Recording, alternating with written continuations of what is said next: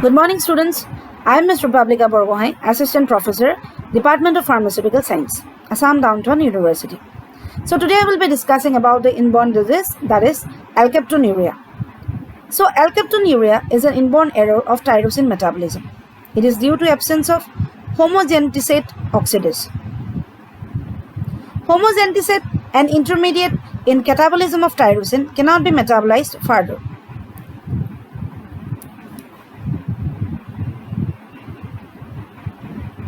So this is the cycle which occurs during the enzyme disorder. So homogentisate is excreted in urine. So freshly voided urine is normal in color. Urine becomes dark on exposure to air due to oxidation of homogentisate by oxygen. Homogentisate and its oxidation product form polymers that bind to collagen. This leads to generalized pigmentation of connective tissues, that is ochronosis. Chemical irritation of collagen causes degenerative changes in connective tissue. Defective cross-linking of collagen also adds to the degeneration. Damage to joint cartilages causes arthritis, that is ochronotic arthritis. Arthritis usually occurs in hip, knee and shoulder joints and vertebral column. Pigmented spots may be seen on sclera and ears. Treatment of alkaptonuria is symptomatic. Ascorbic acid supplements have been tried but without much success. So when there is any deficiency of the vitamins, then ascorbic acid supplement what was supplemented in place of that, but that trial was not that much of success, because the alkaptonuria treatment, it is symptomatic, and there the supplement should be incorporated depending on the situation. So now comes the other inborn disease, that is the tyrosine anemia. This is another inborn error of tyrosine metabolism. So plasma tyrosine level is increased in tyrosine anemia.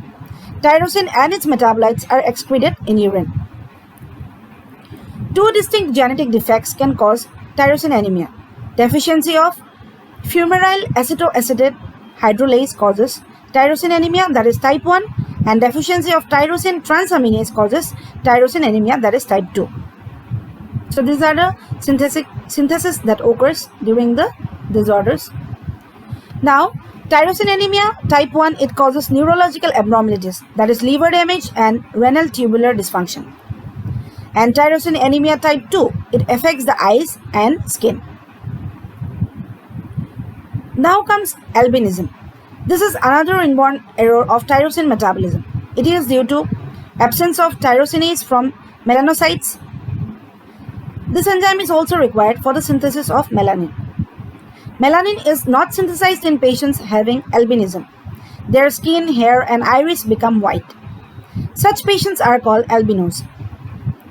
Photophobia and skin hypersensitivity are common in albinos. The incidence of skin cancer is also high. Goggles and sunscreen lotions can reduce the discomfort. So, the discomfort which occurs due to the disease that is called albinism, it may be supplemented by using goggles or sunscreen lotions.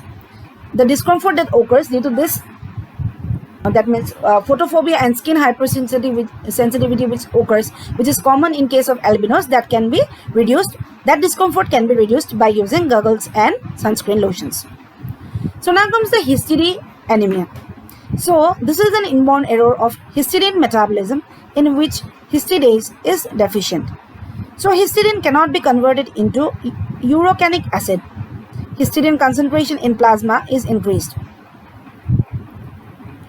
It is also converted into some alternate metabolites, that is imidazole pyruvate, imidazole lactate, imidazole acetate. The alternate metabolites are excreted in urine. Histidine anemia was believed in the past to impair development of speech. This later turned out to be incorrect. Most of the subjects with histidine anemia have no symptoms. So according to the earlier studies, it was proved that histidine anemia it helps in the impairment of speech, but it was proved to be wrong. 1% of the histidine anemic subjects develop behavioral problems, learning disorders, and intellectual disability. So this usually happens when histidine anemic babies are exposed to perinatal hypoxia. Now comes the Hartnup disease. This disease was first diagnosed in the Hartnup family. It was believed to be a disorder of tryptophan metabolism at first. Later evidence showed a transport defect involving all neutral amino acids. Intestinal absorption of neutral amino acids is impaired. Renal tubular reabsorption of neutral amino acids is also impaired. This leads to massive loss of amino acids. Tryptophan present in gut is converted into indole and indoxyl derivatives by bacteria. So these are absorbed and are excreted in urine. Then decreased availability of tryptophan decreases endogenous synthesis of niacin. This may produce a pellagra-like picture. The treatment consists of a high-protein diet and niacin supplements. Thank you.